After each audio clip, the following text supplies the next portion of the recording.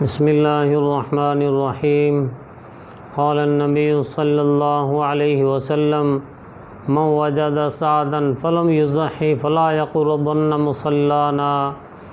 نبی اکرم صلی اللہ علیہ وسلم نے فرمایا، جو آدمی وسعت پائے اور وہ قربانی نہ کرے تو وہ ہماری عیدگاہ کے قریب نہ آئے۔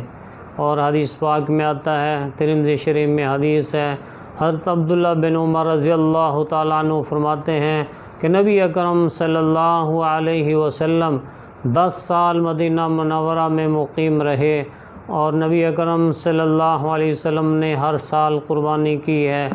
اس سے قربانی کا وجوب ثابت ہوتا ہے۔ قربانی صاحب نصاب آدمی پر واجب ہے۔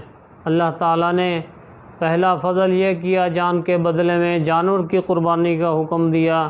دوسرا فضل یہ کیا کہ ہر ایک پر واجب نہیں کی، بلکہ عاقل بالغ مسلمان جو صاحب نصاب ہو اس پر قربانی کو واجب قرار دیا ہے۔ صاحب نصاب کون سا آدمی شمار ہوتا ہے؟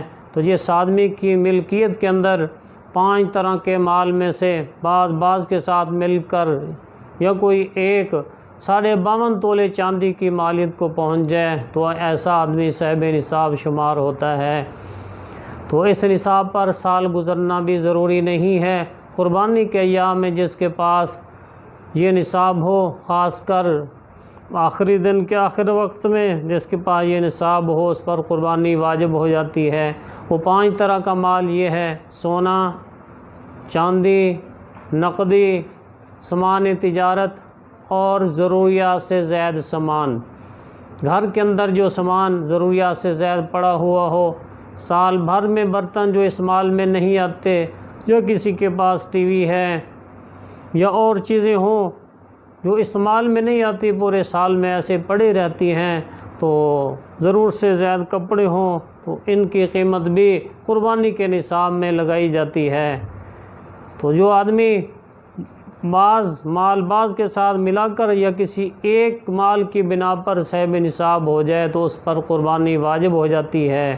دکاندار ہے، عموماً اس کے پاس اتنا سامان ہوتا ہے جو 52.5 تولے چاندی کی مالیت کے برابر ہو۔ قرض منہا کرنے کے بعد جس کے پاس یہ نصاب ہوگا تو اس پر قربانی واجب ہوگی۔ زمیندار آدمی ہے، اس کے پاس مثلاً 10 ایکڑ زمین ہے، اگر 5 ایکڑ زمین کی آمدنی سے اس کے سال کا گزر چل جاتا ہے تو باقی 5 ایکڑ اس کی آمدنی یا غیر زرعی زمین ہو جو ضرورت سے زیادہ ہو، اس کی قیمت لگائی جائے گی۔ اس کو ملا کر آدمی دیکھا جائے گا کہ نصاب کی بقدر اس کے پاس اگر یہ مال ہوگا تو اس پر قربانی واجب ہو جاتی ہے۔ عورتوں کے پاس عموماً زیور ہوتا ہے سونے کا، تو جس عورت کے پاس سونے کا زیور ہو، اگرچہ 1 تولہ ہو اور اس کے پاس کچھ پیسے بھی ہوں، اگرچہ 5-10 روپے ہوں، 50 روپے ہوں، 100 روپے ہو، اور قربانی کے ایام کے اندر اس کی ملک میں سونے کے ساتھ پیسے ہوں، دونوں کو ملا کر اگر 52.5 تونے چاندی کی مالیت کے برابر مالیت ہو جائے تو پھر اس پر بھی قربانی واجب ہو جاتی ہے۔ بعض عورتیں کہتی ہیں ہمارے پاس پیسے نہیں ہوتے تو ہم قربانی کہاں سے کریں؟ سونا ہوتا ہے، زیور ہوتا ہے ان کے پاس، یا تو زیور کا کچھ حصہ بیچ کر کریں یا پھر شوہر سے کسی طریقے سے پیسے نکلوائیں، جیسے اپنے سوٹوں کے پیسے نکلوا لیتی ہیں تو اس طرح ان سے پیسے نکلوائیں۔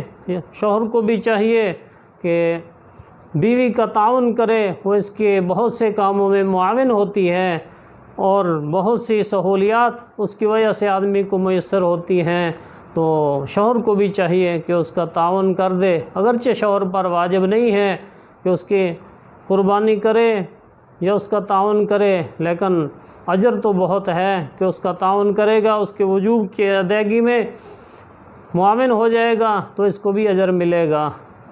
تو جس کے پاس بھی نصاب کی بقدر مال ہو تو اس پر قربانی واجب ہو جاتی ہے۔ بعض لوگ کہتے ہیں سونے کے نصاب کے اعتبار کیا جائے، لیکن حقیقت یہ ہے کہ اللہ تعالیٰ قربانی کے نصاب میں بندوں سے کچھ قربانی چاہتے ہیں، اس لیے اللہ تعالیٰ پہلے وسعتیں دے چکے ہیں وہ وسعتیں کافی ہیں، مزید وسعتیں تلاش نہیں کرنی چاہیے تاکہ غریبوں کو فائدہ پہنچتا رہے۔ بہت سے لوگ ایسے ہیں جو سال کے بعد قربانی کا گوشت ان کو ملتا ہے وہی کھاتے ہیں، تو اگر اور وسعتیں اس میں نکالی جائیں تو پھر یہ غریب بیچارے اس سے بھی محروم ہو جائیں گے۔ اس لیے جو صدیوں سے نصاب کتابوں میں لکھا ہوا ہے اسی کو بنیاد بنایا جائے، اسی کے مطابق عمل کیا جائے۔ اللہ تعالیٰ جو بھی صاحب نصاب ہیں اس کو اپنا وجوب ادا کرنے کی توفیق عطا فرمائے۔ وما علینا الا البلاغ المبین۔